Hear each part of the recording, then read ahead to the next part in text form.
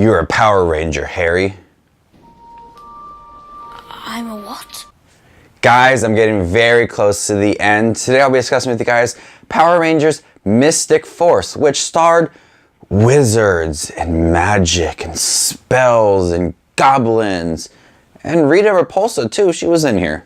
This is about a underworld that wants to come back to the real world because they were stuck in the realm for a long time, and then they were released, and it's up to the Power Rangers to keep them from just causing mayhem. Early on, this set up a really fun tone, like a medieval tone that had magical spells, and it was really interesting.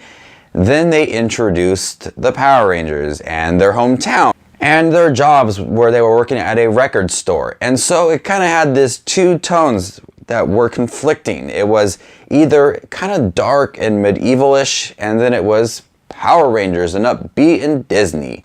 And when they had the sequences of the medieval times and the spells, I thought that was really fun.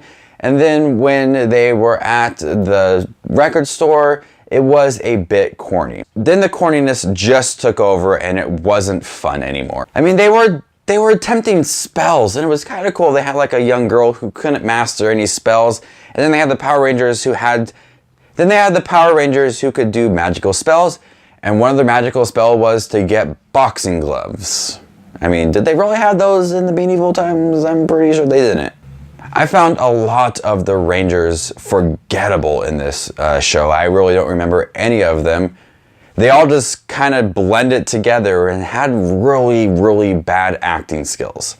Then they had capes. The Incredibles came out before Power Rangers Mystic Force, and they should learn that they should not have capes.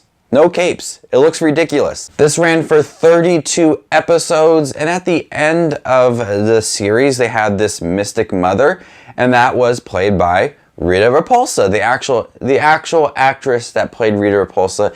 If you remember at the end, I think of Lost Galaxy or Space, they ridded the world of all evil, like Zed, Rita Repulsa, King Mondo, Divatox. And so what happened to Rita Repulsa after that? She became a Mystic Mother. She was in there and she actually said, "You're giving me a headache," and I thought that was hilarious.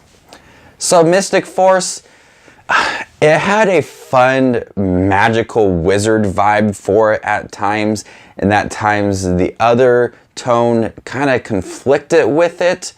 It tried to be too corny and fun when if they set up that if they would have continued that previous tone of magical spells and medieval times and just kind of being dark, it would have been really impressive. But they had to go the typical Power Ranger route for kids. I mean, adults don't watch these.